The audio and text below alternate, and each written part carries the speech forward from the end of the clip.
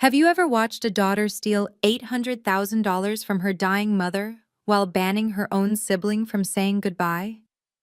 3 weeks ago, I found myself on my knees at 2 a.m., scrubbing bathroom floors at Sunset Valley Nursing Home. Not because I needed the $15 an hour, but because it was the only way I could hold my mother's hand one last time after my sister Rebecca banned me from visiting. She'd taken Mom's $850,000, bought herself a shiny new BMW X7, and stuck our mother in the cheapest facility she could find. Hi, I'm Morgan Blake, 38 years old, and what I'm about to share with you is the story of how a tiny locket and a hidden USB drive exposed the biggest betrayal our family had ever seen.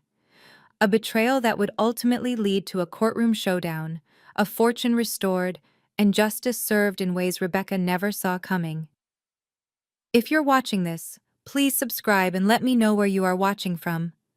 It started at Rebecca's house in January 2024 during what she called a family meeting, but was really just her victory lap. She'd invited our aunts, uncles, and cousins, 15 people in total, to announce she'd handled everything regarding Mom's care. Eleanor is all settled at a wonderful facility, Rebecca announced, twirling the keys to her new BMW. Top-rated care, beautiful gardens, the works. And before anyone asks, yes, I'm using my own bonus from work to cover any gaps in her care. I tried to speak up. Rebecca, which facility exactly? I'd like to visit. Morgan, the adults are handling this, she cut me off, not even looking at me. Our cousin Janet snickered. You know how overwhelming these decisions can be for someone in tech. They're used to computers, not real-world responsibilities. The room laughed. I'd been caring for Mom every weekend for 2 years while Rebecca showed up maybe once a month, but somehow I was the irresponsible one. I was the family joke. The quiet software engineer who couldn't even stand up for herself, let alone make important decisions. Rebecca continued. I've taken full power of attorney, both medical and financial. It's a huge burden, but someone competent had to step up. She glanced at me with that familiar condescension. Mom needs stability, not someone who works from home playing with computers. I felt my cheeks burn but stayed silent, as always. What I didn't know was that 2 weeks earlier, Rebecca had already moved Mom to Sunset Valley, withdrawn the first $100,000, and put a down payment on that BMW. The bonus she mentioned? It would turn out to be Mom's life savings. But that night, all I could do was smile and nod while my family praised Rebecca's sacrifice. Something felt wrong, so that night I searched for Sunset Valley Nursing Home. My stomach dropped when Google Maps showed it was 45 minutes outside Seattle, in an industrial area near the airport. The reviews made it worse, 2.5 stars, with recent complaints about understaffing, dirty bathrooms, and cold food. My father lost 15 pounds in 2 months. Found my mom sitting in soiled clothes. Cheapest option for a reason. You get what you pay for. My hands shook as I called their front desk the next morning, pretending to inquire for a relative. Your basic care package starts at $1,800 per month, the receptionist said. That's our most economical option. $1,800. The cheapest in the entire county.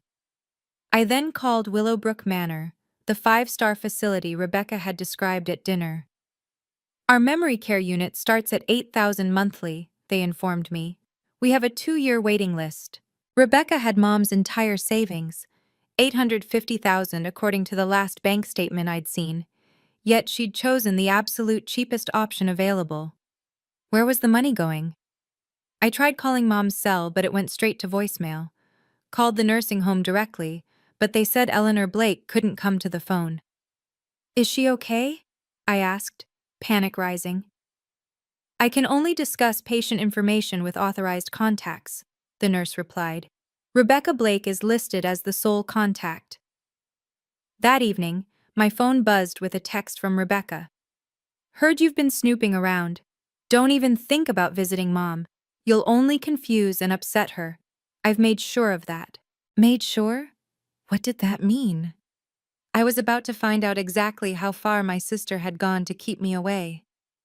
I drove to Sunset Valley the next morning, determined to see Mom regardless of Rebecca's warning. The security guard stopped me at the entrance, checking his tablet with a frown. "I'm sorry, Ms. Blake, but you're on the no-contact list," he said, turning the screen toward me. There was my name and photo under Restricted Visitors. Do not admit. "That's my mother in there. Eleanor Blake, room 247, please." He shook his head sympathetically. "Your sister has full power of attorney. She filed this restriction citing family conflict that causes patient distress. If I let you in, I could lose my job. Worse, you could be charged with trespassing." Trespassing? For visiting my own mother?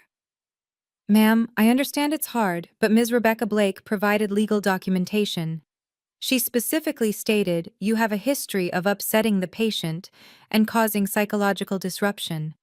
If you attempt entry, she's authorized us to call the police and she'll file a restraining order." I sat in my car in that parking lot for an hour, staring at the building where my mother was dying, just 500 feet away but completely unreachable. Rebecca had thought of everything. With her POA, she could legally keep me away indefinitely. Any lawyer I consulted would need months and thousands of dollars to challenge it. Time and money I didn't have. That night, Rebecca called me directly. "The guard told me about your little visit," she said coldly. "Let me be crystal clear, Morgan. If you step foot in that facility as a visitor, I'll have you arrested for trespassing and file a restraining order. You want a criminal record? Keep pushing." I hung up without responding. There had to be another way. Mom was in there, alone and confused, and I was running out of time. 2 weeks passed before my phone rang at 11 p.m. Unknown number. "Morgan Blake?" The voice was professional but gentle.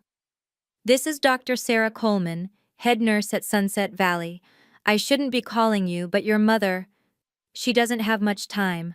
3 to 4 weeks at most." My throat tightened. "How bad is it?" The Alzheimer's has progressed rapidly, but there are moments of clarity. She calls for you constantly, especially at night." "Where's my Morgan?" Over and over. Dr. Coleman paused. "I've been doing this for 20 years. Every patient deserves to see their loved ones at the end. Rebecca has me on the no-contact list. If I show up, she'll have me arrested." There was a long silence. Then carefully, "I cannot let you in as a visitor. My hands are tied by the POA. But—" Another pause. "We're desperately short-staffed on the night shift. 11 p.m. to 7 a.m. The janitor who cleans the memory care wing just quit. 3-day background check, then you could start immediately." My heart raced as I understood. Night janitors have access to all floors? For cleaning purposes, yes. Every room. And between 2 and 3 a.m., the medication schedule means many patients are awake. There's minimal supervision on night shifts, just one nurse for the entire wing. Her voice dropped. "Your mother's room always needs extra attention. She tends to knock things over, poor dear. Might take 30-40 minutes to clean properly." "Dr. Coleman, I've said too much already. The application is online. I can't help you any further." She added softly, "But Morgan, your mother keeps clutching this small locket. She won't let anyone take it. Says it's for her daughter when the time comes." The line went dead. Within minutes, I was filling out the janitorial application. I stared at the application screen, calculating the absurd brilliance of it. As an employee, I wouldn't be a visitor. I'd have a legitimate business purpose. Rebecca could ban me as a visitor, but she couldn't prevent an employee from doing their job without cause. The math was simple. Fight Rebecca in court for 6 to 12 months and spend $30,000 I didn't have, or work as a janitor for 3 weeks and see Mom while she was still alive. The background check would clear in 3 days. I could start Monday. I called my manager at the software company where I'd worked for 12 years. "David, I need emergency family leave. 3 to 4 weeks. Unpaid is fine." "Morgan, is everything okay? This is sudden." "My mom is dying. It's complicated." He didn't press further. "Take the time you need. Your job will be here. I borrowed my friend Lisa's old Honda. My Tesla would raise questions in the staff parking lot. Bought 3 sets of scrubs from Goodwill. Downloaded podcasts about cleaning techniques to make myself believable. If Rebecca somehow found out and complained, I needed to be an actual, competent janitor. The background check cleared on Friday. HR at Sunset Valley called Saturday morning. Can you start Monday night? 11 p.m. sharp? Yes, absolutely. The pay is 15 an hour, parking included. You'll be assigned the memory care wing primarily. It needs the most attention. Memory care. Mom's wing. One more thing, the HR manager added, her tone meaningful. We value employees who are dedicated to our residents' well-being. Sometimes that means taking extra time to ensure their rooms are perfectly maintained. As long as your work gets done, we don't micromanage how long you spend in each room. Understood? Perfectly understood. Monday couldn't come fast enough. Monday night, I walked through Sunset Valley's employee entrance wearing borrowed scrubs and a name tag that said Morgan Custodial Staff. The weight of the mop bucket grounded me in this surreal moment. Me, a senior software engineer making 6 figures, about to clean toilets for $15 an hour. At 2 a.m., I finally reached room 247. Mom was awake, staring at the ceiling. She'd lost so much weight. Her beautiful silver hair was unwashed, tangled. The room smelled of industrial disinfectant and something else, neglect. "Mom?" I whispered, approaching slowly. Her eyes found mine, unfocused at first, then suddenly sharp. "Morgan? My Morgan?" "It's me, Mom. I'm here." "She took everything," Mom whispered, grabbing my hand with surprising strength. "Rebecca, she made me sign papers. Said if I didn't, she'd put me in a state facility. No one would visit. But she took it all anyway." "What did she take, Mom?" "The money, your father's life insurance, my savings, everything." Her eyes darted to the door. "She comes with more papers. Always more papers. I don't sign anymore, so she signs for me." My blood boiled, but I kept my voice steady. "It's okay, Mom. I'm here now." "Every night?" "Every night I can. I work here now." She smiled then, the first real smile I'd seen from her in months. "Clever girl, just like your father." Her hand moved to the nightstand, pointing. "Top drawer, under the tissues." I had to continue cleaning, footsteps in the hallway. But as I worked, I watched Mom drift back to sleep, still clutching that locket around her neck. Whatever was in that drawer would have to wait until tomorrow night. The next night, while Mom slept, I carefully opened the nightstand drawer. Under a box of tissues were bank statements dating back 6 months, hidden like contraband. My hands trembled as I photographed each one with my phone. January 2024. Balance, $847,000. February, $750,000. March, $623,000. April, $501,000. May, $380,000. June, $5,000. $842,000 gone in 6 months. The withdrawal patterns were damning. 50,000 here, 70,000 there. One withdrawal for exactly $120,000 on February 15th, the same day Rebecca had shown up with her BMW keys. The signatures grew progressively shakier. Mom's normally elegant script deteriorated into barely recognizable scratches. The last 3 statements showed signatures that looked nothing like hers at all. I found more papers beneath, receipts Rebecca had carelessly left behind, a Rolex Submariner for $35,000, Louis Vuitton luggage set for $15,000, first-class tickets to Paris for $18,000, all dated after Mom entered Sunset Valley. "She thinks I don't remember," Mom said suddenly, startling me. She was awake, watching. "But I remember the important things. I remember what your father told me to do if something like this happened." "What did Dad say?" "Document everything, hide the proof, wait for the right moment." She touched the locket at her throat. "He knew Rebecca's nature. That's why he helped me prepare, before he died, before I got sick." Prepare what, Mom? But she was drifting again, lost in the fog of her disease. The nice lady with the stamp, she helped too, said it would hold up in court. Ironclad, she said. A notary? When? I wanted to ask more, but Mom's eyes had closed. I finished photographing everything, my mind racing. The numbers didn't lie, even if my sister did. I couldn't stay silent anymore. The next morning, I called Rebecca from my car, keeping my voice professionally calm. I know about the money, Rebecca. Silence. Then, what money? Mom's $850,000. The account that's now down to $5,000. How would you know anything about Mom's finances? Does it matter? Sunset Valley costs $1,800 a month. Where's the rest? Rebecca's laugh was cold. It's for Mom's care, medical expenses, specialists, therapies. You wouldn't understand the complexities involved. Therapies? She hasn't seen a specialist since she arrived. And that BMW? The Rolex? The Paris trip? How dare you? $1,800 a month, Rebecca. You put our mother in the cheapest facility in the state while spending her money on luxury goods. I have power of attorney, she snapped. Legal authority to manage her assets as I see fit. Every expense is justified for managing her care. A Rolex is justified? My time has value. The stress of managing her affairs requires compensation. It's all perfectly legal. Legal doesn't make it right. Listen carefully, Morgan. Her voice turned threatening. I know you're working at Sunset Valley. Did you think I wouldn't find out? I have friends on the board. One complaint from me about inappropriate behavior, and you're gone. Then I'll file a restraining order. You'll never see Mom again, and you'll have a record that follows you everywhere. Rebecca.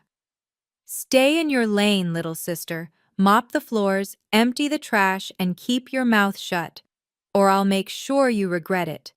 Mom's being transferred to a facility in Oregon next week anyway, somewhere you'll never find her. She hung up. Oregon? I had days, not weeks. Whatever Mom was trying to tell me about that locket, I needed to find out now. Thursday night, my second week, I found Mom more lucid than she'd been in days. Her eyes were clear, focused, urgent. Morgan, come here, quickly. I set down my cleaning supplies and knelt beside her bed. She reached behind her neck, fumbling with the locket's clasp. Mom, what are you? Take it. She pressed the locket into my palm. It was heavier than it should be, an antique gold piece I remembered from my childhood. I've been waiting for you to come. Mom, this is yours. Dad gave it to you. And now I'm giving it to you, for when the time comes. Her fingers wrapped around mine, ensuring I held it tight. Your father was smart. He knew someday Rebecca would. He knew what she was capable of. What do you mean? The truth is heavy, Morgan. Sometimes it needs to be hidden in plain sight. She smiled sadly. I wasn't always sick. I remember the day I made preparations. The nice lady with the stamp, Janet Morrison. She said it would stand up in court. Every word witnessed, every document sealed. My pulse quickened. What documents, Mom? Rebecca thinks she destroyed everything. But you can't destroy what you don't know exists. She tapped the locket in my hand. Promise me you'll use it wisely. Not for revenge, but for justice. There's a difference. Mom, I don't understand. You will. When the time comes, you will. Her energy was fading. Don't open it here. Too many eyes. Wait until you're safe. I slipped the locket into my pocket, feeling something shift inside it, something small and hard that shouldn't be in a piece of jewelry. Mom's eyes closed, a peaceful expression on her face. Thank you for coming back, she whispered. I can go now. During my break at 4 a.m., Dr. Coleman found me in the staff room. She poured 2 cups of coffee and sat down heavily. Your mother had a good night, she said carefully. More alert than usual. Thank you for everything you've done for her. She stirred her coffee slowly. We see more than we can say, Morgan. Your sister visits once a month, always with papers. Always when your mother is most confused, usually right after her afternoon medications. Papers? Power of attorney updates, asset transfers, insurance beneficiary changes. Last month, she brought a real estate agent to evaluate your mother's jewelry for sale. Dr. Coleman's jaw tightened. Your mother cried for hours after Rebecca left, kept saying she's taking everything just like he warned me. Did anyone report this? Report what?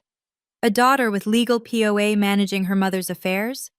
The system protects the document holder, not the patient. She paused.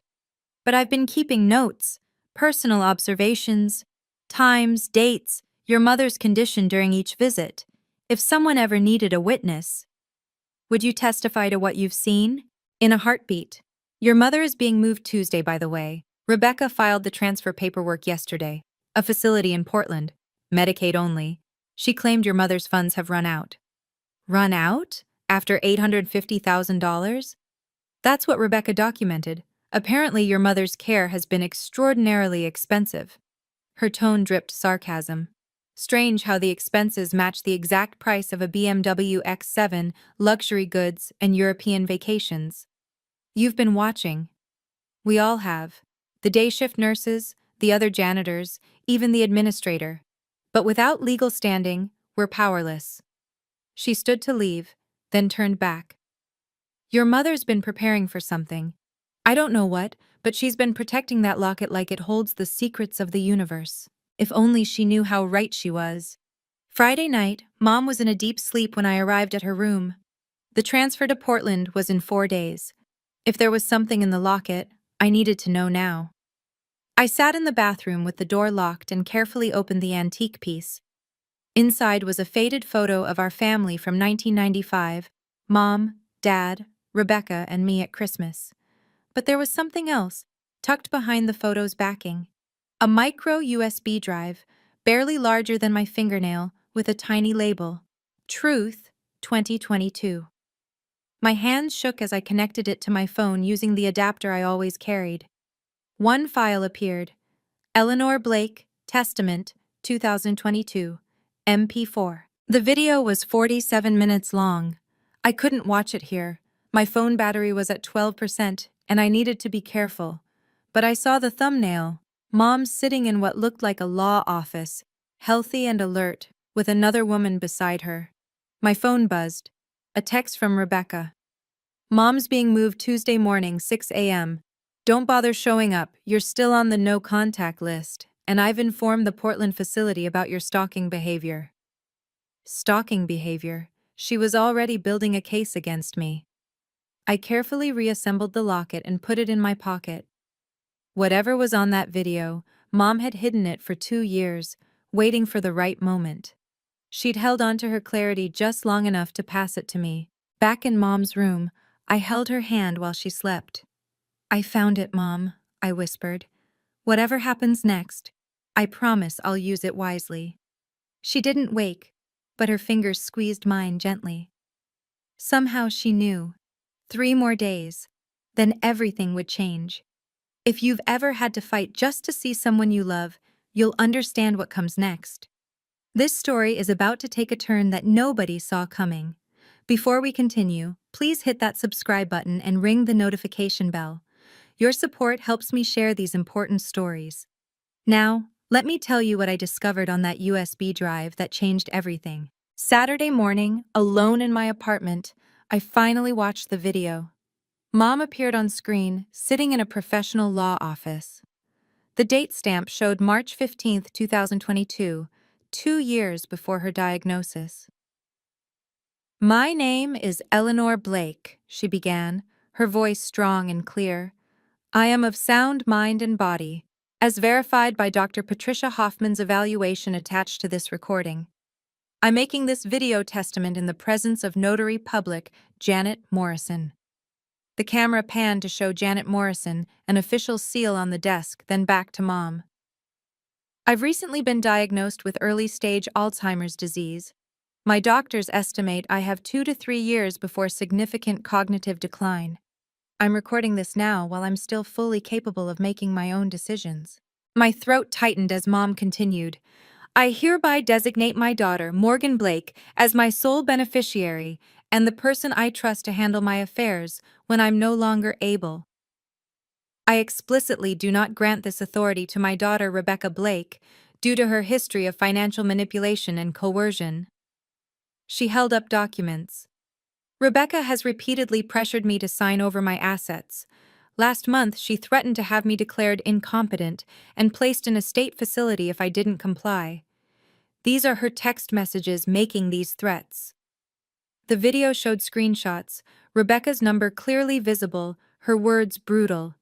Sign the POA or I'll have you committed. You're losing it anyway. If Rebecca obtains power of attorney through any means, it should be considered obtained under duress and deemed invalid. This video, properly notarized and witnessed, serves as my true last testament. Janet Morrison spoke. This testament is legally binding and supersedes any POA obtained after this date. Notarized and sealed this 15th day of March, 2022. Mom knew. She knew everything that would happen. Sunday, 5 a.m. My last shift before Mom's transfer. I was emptying the trash in her room when the light suddenly flicked on. I knew it! Rebecca stood in the doorway, immaculate even at this ungodly hour, her phone already recording. Morgan Blake, employed under false pretenses to violate a no-contact order. I work here, Rebecca. I'm doing my job. Your job? She laughed. A software engineer scrubbing toilets? You're stalking our mother. Security. 2 guards appeared behind her. My heart pounded, but I kept my voice steady. I'm on shift. Check with HR. She's harassing a patient, Rebecca told them. I have power of attorney. I want her removed immediately. The older guard checked his tablet. Ma'am, she's a scheduled employee. Night shift custodial. Then fire her. That would be HR's decision, ma'am. Monday morning at the earliest. Rebecca's face flushed. Fine, but she leaves this room now. I gathered my supplies, the USB drive burning in my pocket. As I passed Rebecca, she grabbed my arm. You think you're clever? Tomorrow Mom goes to Portland. You'll never find her. And I'm filing a restraining order first thing Monday. Stalking, harassment, elder abuse, I'll bury you in legal fees. Rebecca, she's our mother. No, she's my responsibility. And you're done here. Done with this family. She smiled coldly. By the way, I've already contacted your employer, told them about your unstable behavior, how you abandoned your job to pursue an unhealthy obsession. I pulled free and walked away, my hands steady despite my racing heart. Let her think she'd won. In 36 hours, she'd learn exactly what Mom had hidden in that locket. The guards escorted me out. My last glimpse was Mom's sleeping face, peaceful and unaware of the storm about to break. I was in my car at 11:47 a.m. when Dr. Coleman called. Morgan, I'm so sorry. Your mother passed away 20 minutes ago. The world stopped. But the transfer was tomorrow.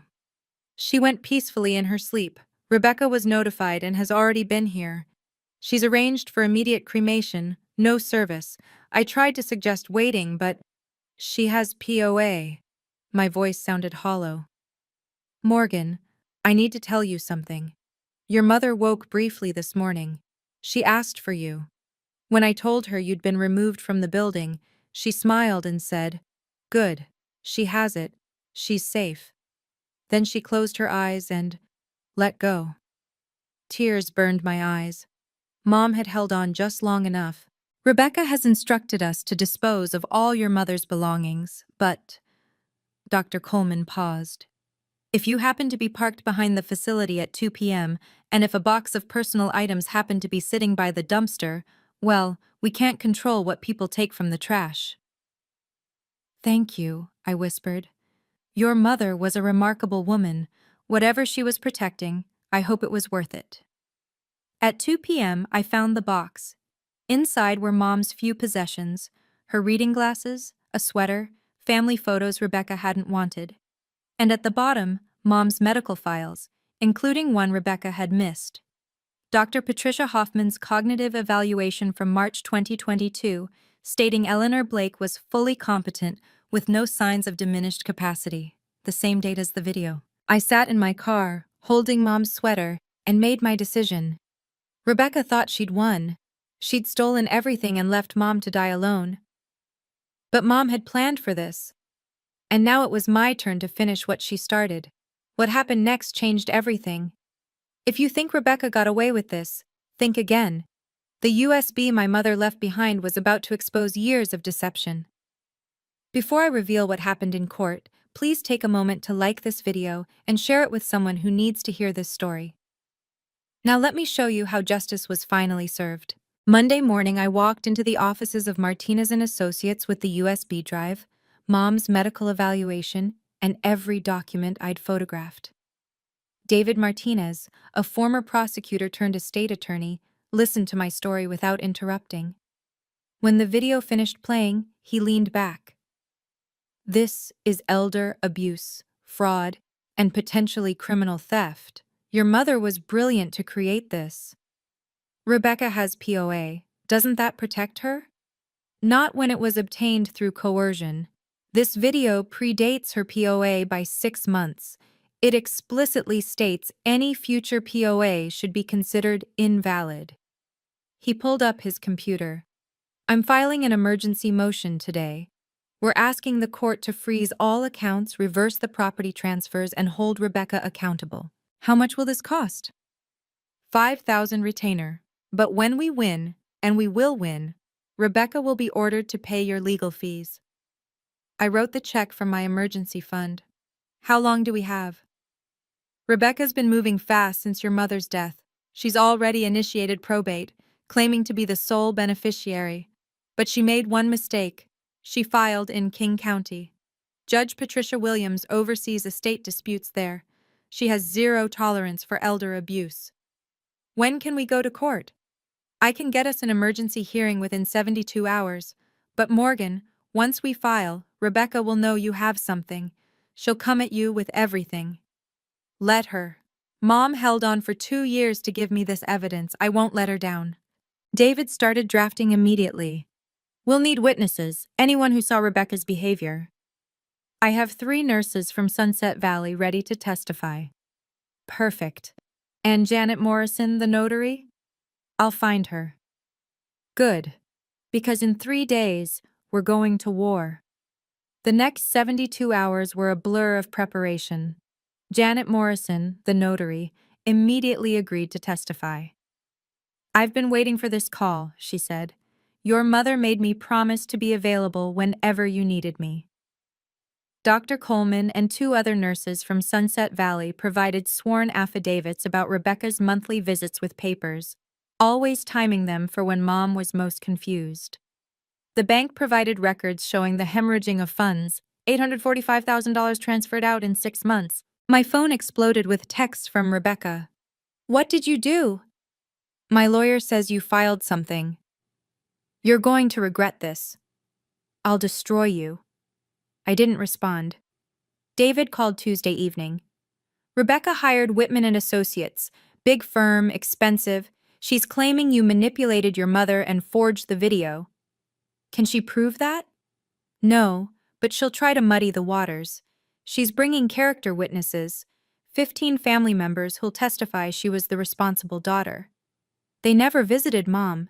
They don't know anything. Doesn't matter. It's about perception. He paused. Rebecca also filed a countersuit, harassment, stalking, intentional infliction of emotional distress. She wants a restraining order and damages. My stomach churned. David. Don't worry, it's a desperation move. She knows she's in trouble. He sent me an email. Memorize these documents. Tomorrow, stay calm, let the evidence speak. And Morgan, wear something conservative. Black if you have it. Mourning clothes? Exactly. Rebecca will probably show up in designer wear, projecting success. You project grief and dignity. That night, I couldn't sleep. I held Mom's locket, thinking about her final message. Use it wisely, not for revenge, but for justice. Tomorrow, in courtroom 307 at 9 a.m., I'd honor that wish. March 15th, 2024, 9:00 a.m. Courtroom 307, King County Superior Court. I entered wearing my mother's funeral dress, simple, black, dignified. Rebecca sat at the defendant's table in a cream Armani suit, surrounded by 3 lawyers and 15 family members in the gallery behind her.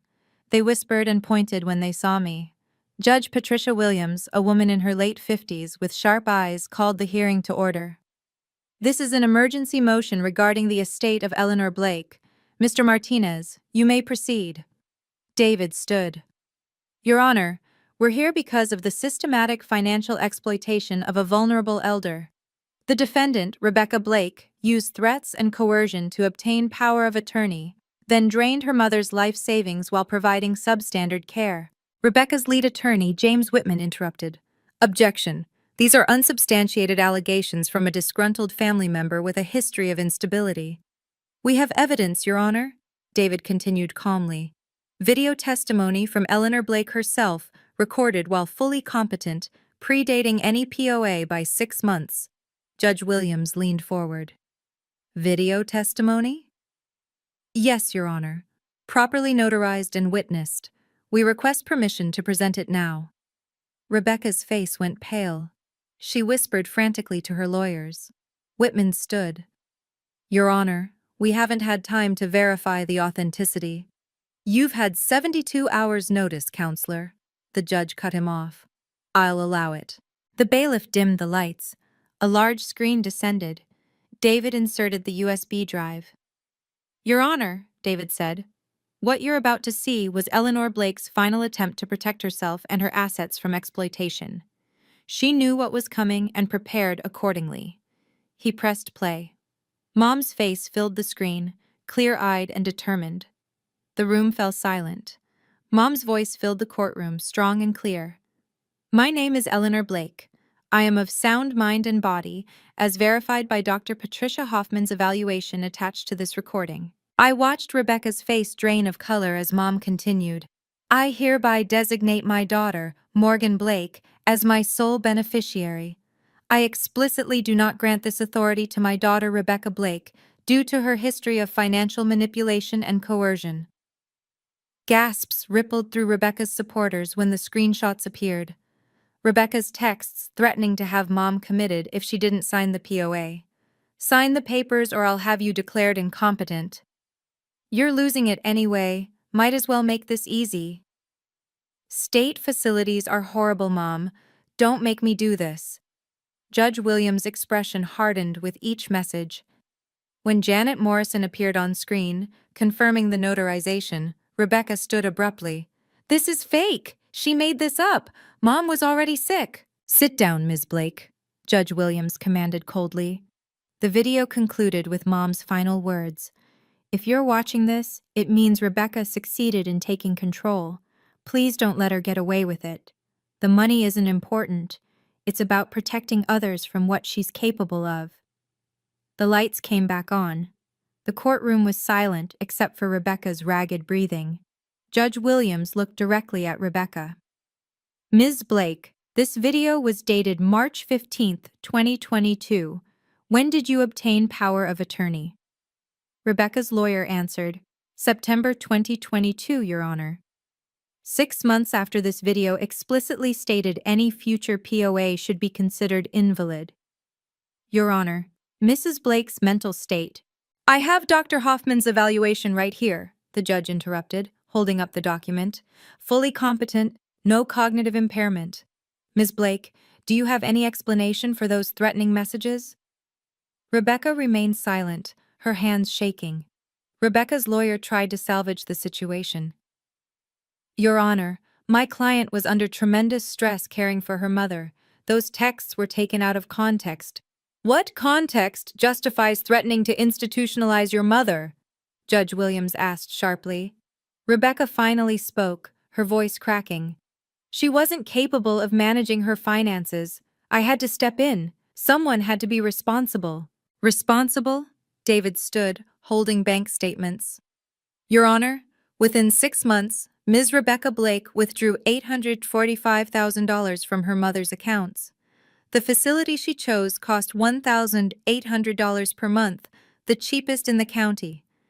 We have receipts for a BMW X7 purchased for $120,000, a Rolex for $35,000, designer goods totaling over $50,000.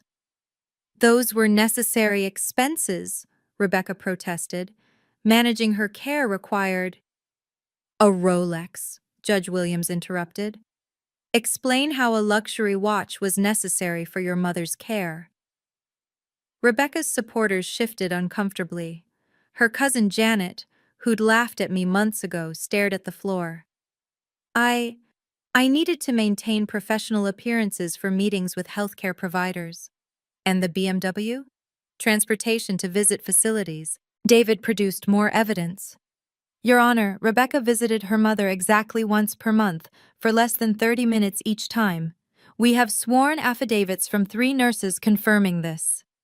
That's not true. I was there constantly. We have visitor logs, Ms. Blake, the judge said. Would you like to reconsider your statement? Rebecca fell silent. Whitman made one last attempt. Your Honor, even if my client made some questionable purchases, she had legal POA. The transfers were technically within her authority. Authority obtained through coercion is no authority at all, Judge Williams stated. I've seen enough. I'm ready to rule. The courtroom held its breath. Before I rule, Judge Williams said, I'd like to hear from the witnesses. Dr. Coleman appeared on the courtroom's video screen, testifying remotely. Your Honor, I cared for Eleanor Blake in her final months. Rebecca Blake visited rarely, always bringing papers for her mother to sign. She timed these visits for when Mrs. Blake was most confused, usually after medication. Did Mrs. Blake ever express concerns about her daughter Rebecca? Constantly. She would cry after Rebecca's visits, saying, She's taking everything, just like my husband warned me. She was terrified of being moved to a worse facility. 2 other nurses corroborated Dr. Coleman's testimony via affidavit. Then Janet Morrison, the notary, took the stand in person. I notarized Eleanor Blake's video testament on March 15, 2022. She was completely lucid, fully aware of what she was doing. She showed me evidence of Rebecca's threats and asked me to be available whenever her daughter Morgan needed me. Ms. Morrison, Whitman cross-examined, isn't it possible Mrs. Blake was having a good day? Dementia patients often have moments of clarity. I'm a certified notary with 30 years of experience. I know the difference between clarity and competence. Eleanor Blake was both. She knew exactly what her daughter Rebecca was capable of and took legal steps to protect herself. Rebecca's own witnesses began leaving the gallery. Her cousin Janet walked out first, followed by 3 others. Your Honor, David said, we also have security footage from Sunset Valley showing Ms. Morgan Blake working night shifts as a janitor just to see her dying mother after Rebecca banned her from visiting. Rebecca's remaining supporters gasped. The image of me in janitor's scrubs, mopping floors at 2 a.m., played on the screen. She was stalking, Rebecca started. She was working, Judge Williams corrected, because you prevented her from saying goodbye to her mother. I'm ready to rule now. Judge Patricia Williams's voice rang with authority. This court finds clear and convincing evidence of financial elder abuse, fraud, and breach of fiduciary duty by Rebecca Blake. Rebecca gripped the table, her knuckles white. The power of attorney obtained in September 2022 is hereby declared null and void as it was obtained through coercion and directly contradicts Eleanor Blake's documented wishes from March 2022. Your Honor, Whitman started. I'm not finished, Counselor. The judge's tone could have frozen water. Rebecca Blake is ordered to return the full $845,000 to the estate immediately. Additionally, this court awards $50,000 in punitive damages for the deliberate infliction of emotional distress on both Eleanor and Morgan Blake. Rebecca let out a strangled sob. Furthermore, all property transfers conducted under the fraudulent POA are reversed. The estate of Eleanor Blake will be distributed according to her stated wishes. Morgan Blake is the sole beneficiary. This is insane, Rebecca shouted. She manipulated our mother. She's nothing but a pathetic— Ms. Blake? The judge's gavel cracked like thunder. One more outburst and you'll be held in contempt. You have 30 days to comply with this order. If the funds aren't returned, I'll refer this case to the district attorney for criminal prosecution. The words criminal prosecution hung in the air like a blade. Your Honor, David added, we also request Ms. Rebecca Blake pay all legal fees. Granted, Ms. Blake will pay all attorney fees and court costs. Judge Williams looked directly at Rebecca. You betrayed the most sacred trust, that between a mother and daughter. You left her to die in substandard care while you lived lavishly on her life savings. This court hopes you use these 30 days for serious self-reflection. Court is adjourned. The gavel fell with finality. Rebecca stumbled out of her chair, her designer heels catching on the courtroom carpet. This isn't over, she hissed at me, but her voice lacked conviction. Her phone began buzzing incessantly. She looked at the screen, and her face went white. No, no, no!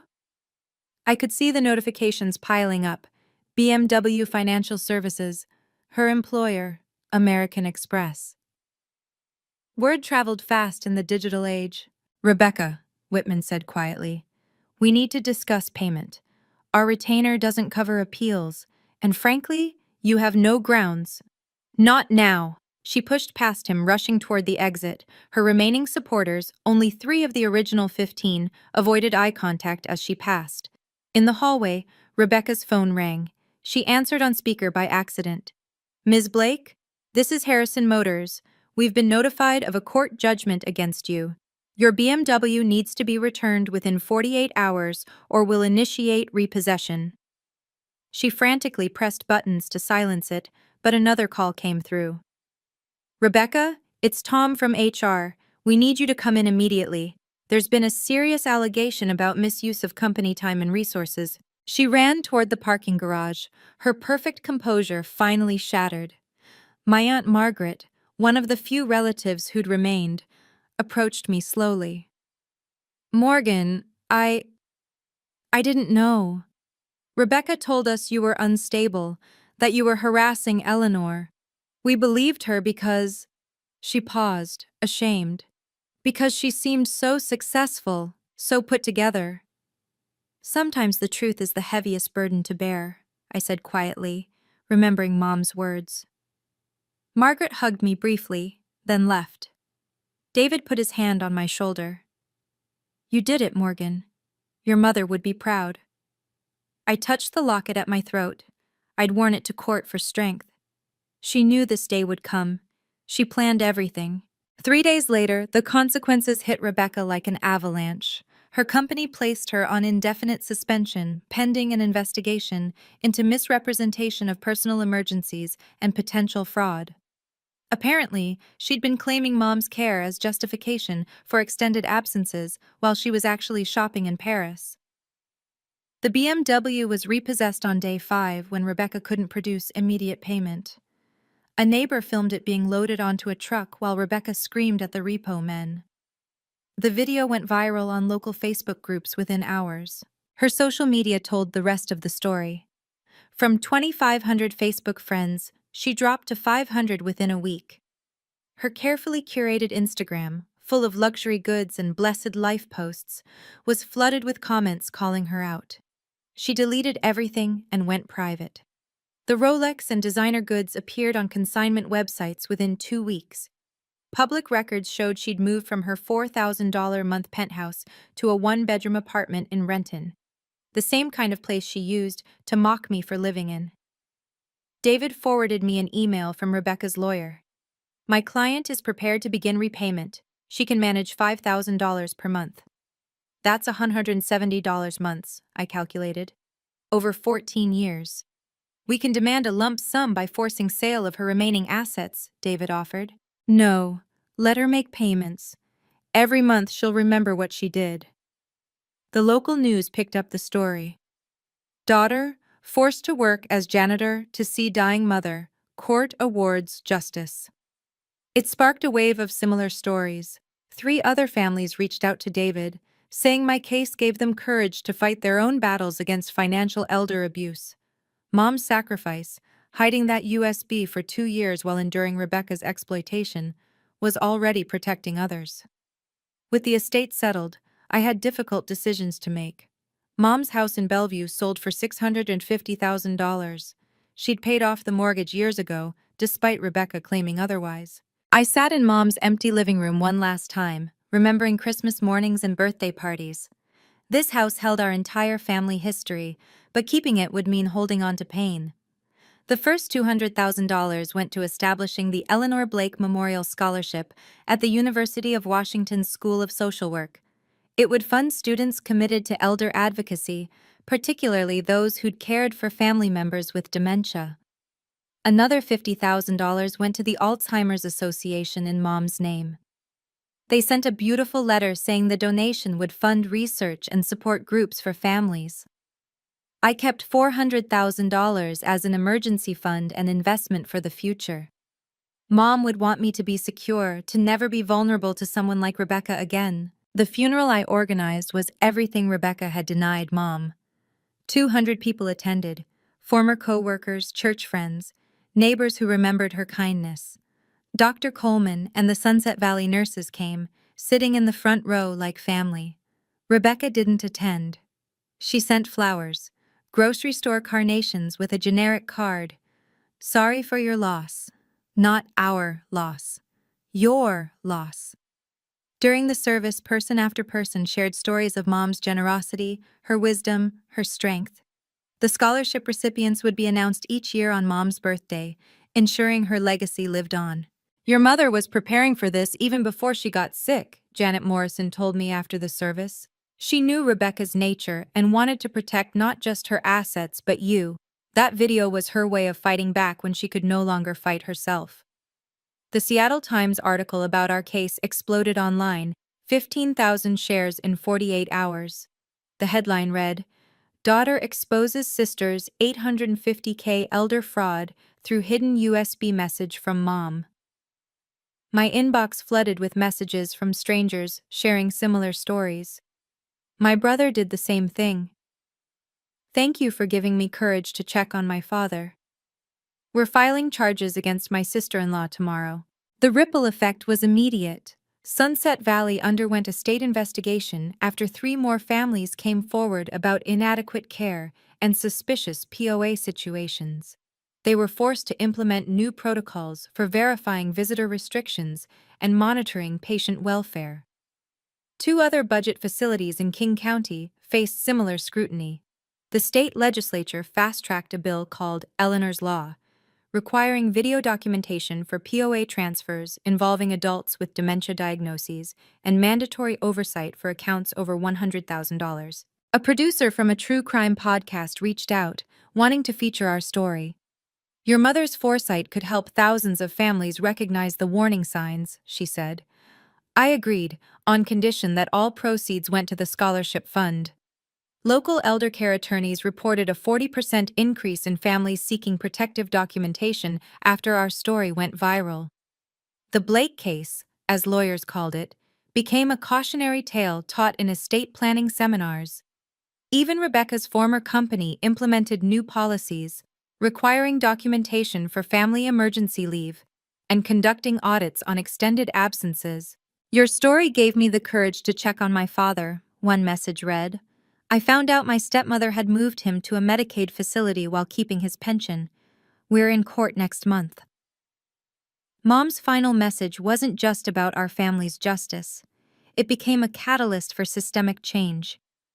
Sometimes one voice, even from beyond death, can echo loud enough to protect countless others. 2 months after the trial, Rebecca sent an email. 500 words of carefully crafted apology. "Morgan, I've been in therapy since the trial. I realize now how grief over Dad and fear about Mom's illness drove me to terrible decisions. I was drowning in debt, about to lose everything. I convinced myself I deserved compensation for being the responsible daughter. I see now how wrong I was. I'm struggling to make the court-ordered payments while rebuilding my life." Could we discuss a payment plan that would allow me to keep my apartment? I'm also hoping we might someday rebuild our relationship. We're the only family each other has left. Rebecca. I read it 3 times, noting what was missing. No mention of mom's suffering, no acknowledgement of banning me from visiting, no real accountability, just explanations and requests. My response was brief. Rebecca, I'm glad you're getting help. The payment plan stands as court-ordered. Regarding a relationship, trust, once shattered, requires years to rebuild, if ever. I forgive you for my own peace, but forgiveness doesn't mean forgetting or enabling. I wish you healing, but I can't be part of that journey. Please direct future correspondence through lawyers only. Morgan. She replied immediately. You're just like Mom, cold and unforgiving. There it was. The mask slipping already. No real change, just manipulation wearing a different costume. I blocked her email and instructed David to handle all communication. Some bridges, once burned, should stay ash. Mom knew that, which is why she made that video instead of hoping Rebecca would change. I forgive you, but trust needs to be earned, I said aloud to Mom's photo on my desk. And some people show you again and again that they can't be trusted. Believing them the first time is wisdom, not cruelty. Returning to my software engineering job felt surreal after weeks of mopping floors and fighting legal battles. But something fundamental had changed in me. Morgan, my manager David said during my first week back. You seem different. More assertive. He was right. When a colleague tried to claim credit for my code optimization, I spoke up immediately in the team meeting. Actually, that was my implementation. Here's the commit history. No apology, no softening, just facts. The company had heard about the trial. Rebecca's attempt to get me fired had backfired spectacularly. HR called me in, not to discipline, but to apologize and offer support. They'd also revised their family leave policies based on my experience. 6 months later, I was promoted to lead software architect with a 30% raise, bringing my salary to $180,000. The promotion committee specifically cited my demonstrated leadership and integrity under pressure. I shared my story at the company's annual meeting, focusing on recognizing elder abuse and the importance of documentation. Afterward, 3 colleagues approached me privately about their own family situations. I learned to value my worth from Mom's final gift, I told them. She showed me that staying quiet to keep peace isn't noble, it's enabling. Every time we don't speak up, we teach others how to treat us. My new approach extended beyond work. When a contractor tried to overcharge me, I presented comparable quotes and negotiated firmly. When a friend's husband made dismissive comments about my job being just typing, I corrected him with specific examples of systems I'd built that processed millions in transactions daily. The Morgan who used to smile and accept disrespect was gone. In her place stood someone who understood that respect isn't inherited or granted.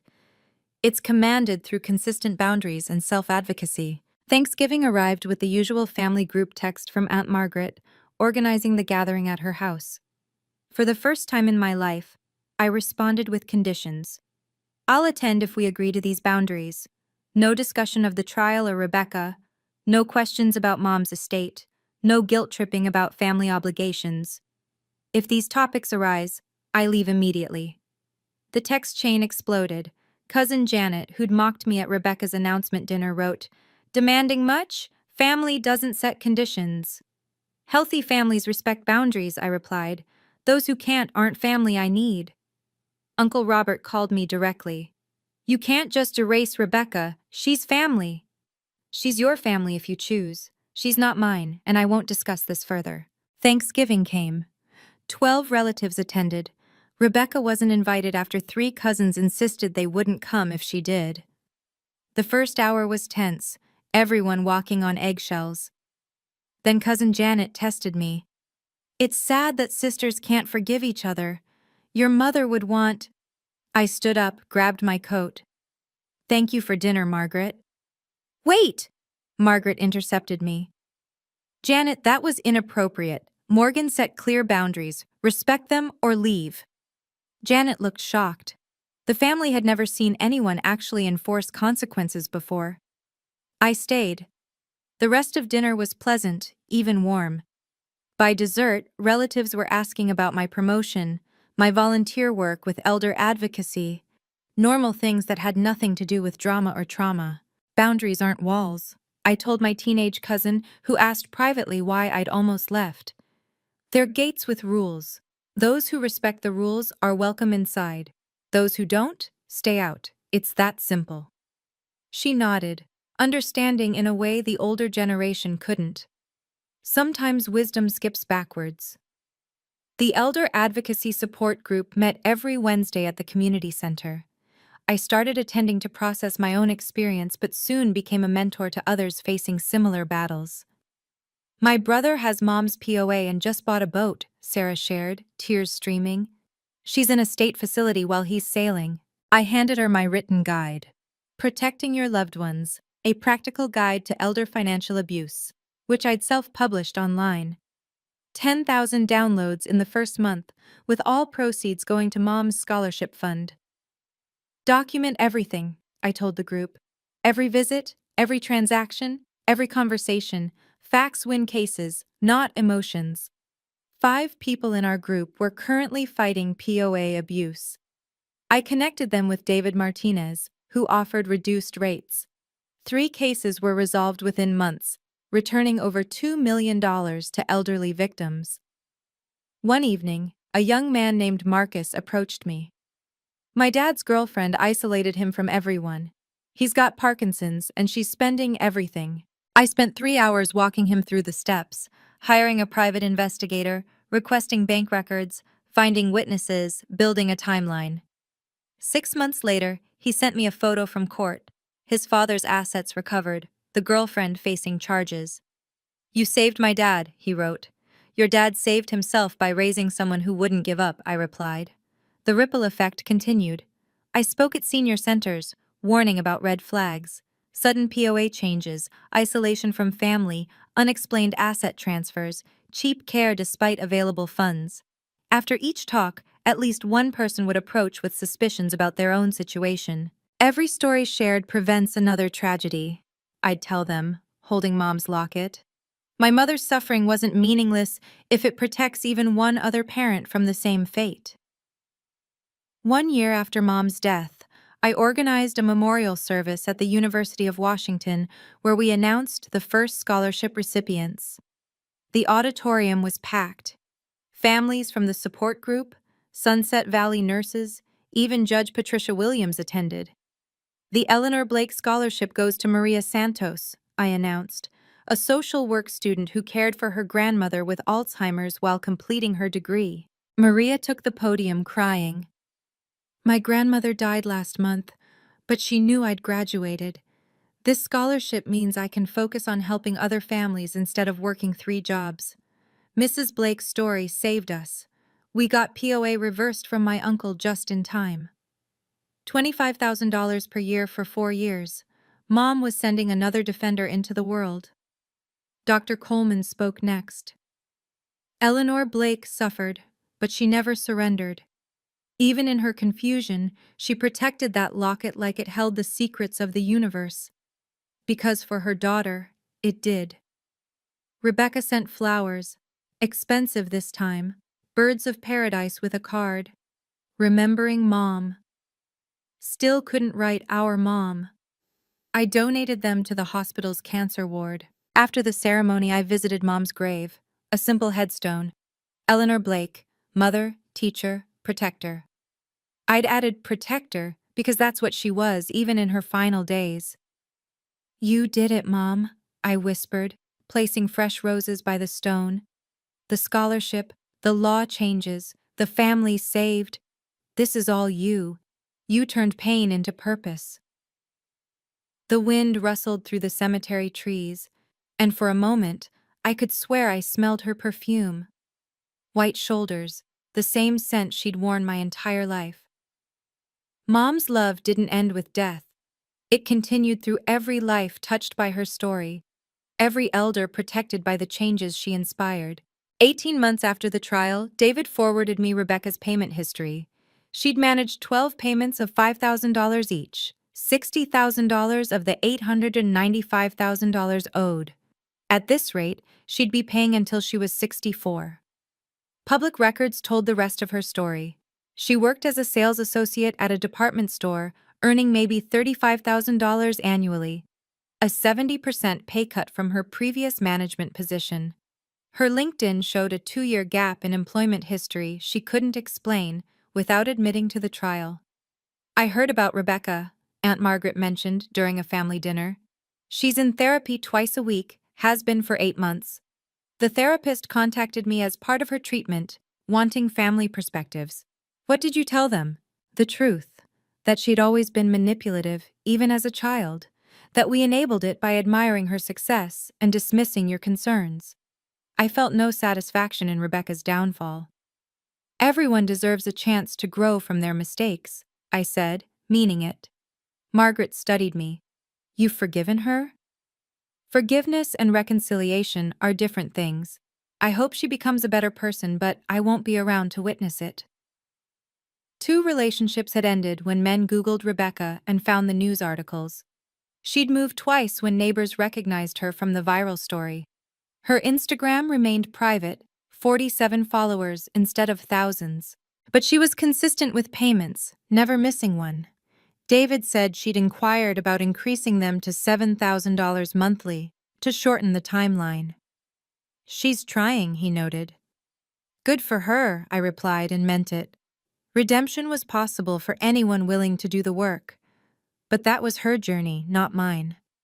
Some roads are meant to be walked alone. 2 years after Mom's death, I sat in my new office. I'd started my own software consulting firm, reflecting on the lessons that Lockett had taught me.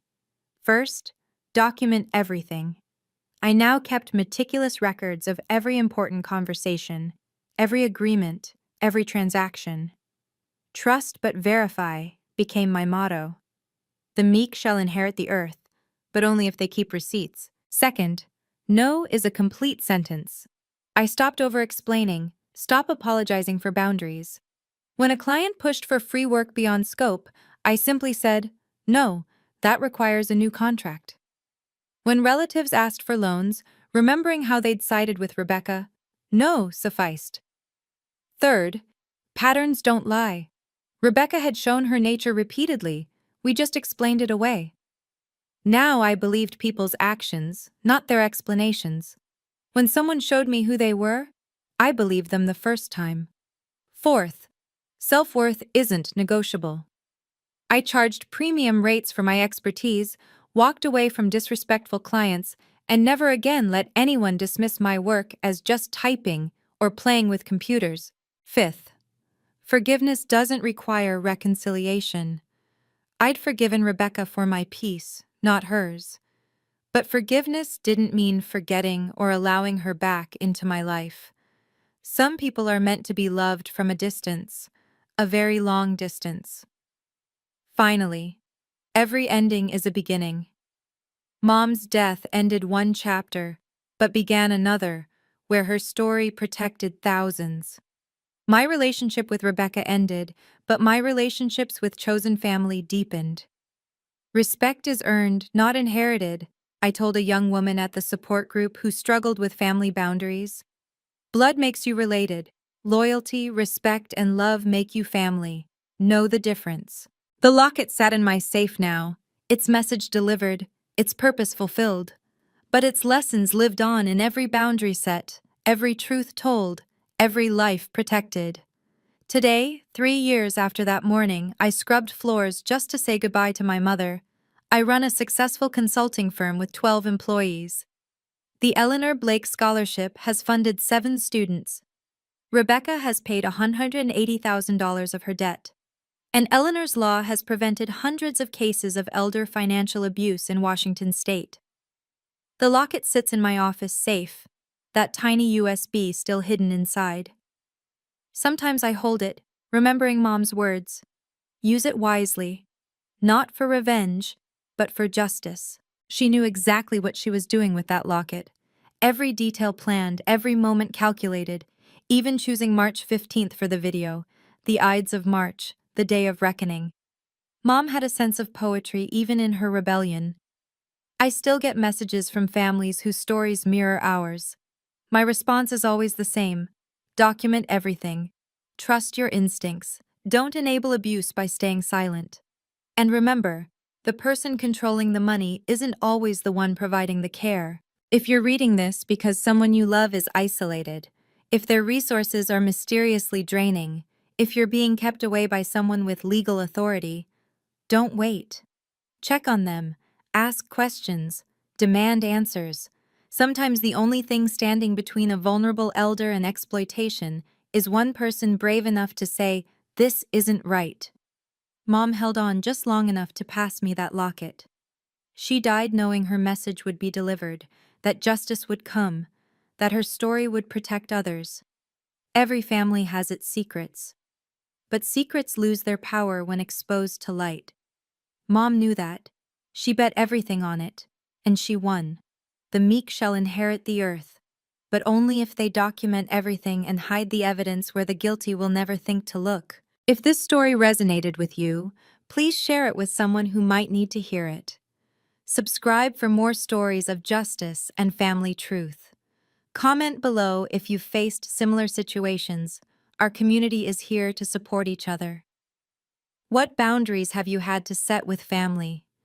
Remember, standing up for yourself isn't selfish, it's necessary. Until next time, stay strong and document everything.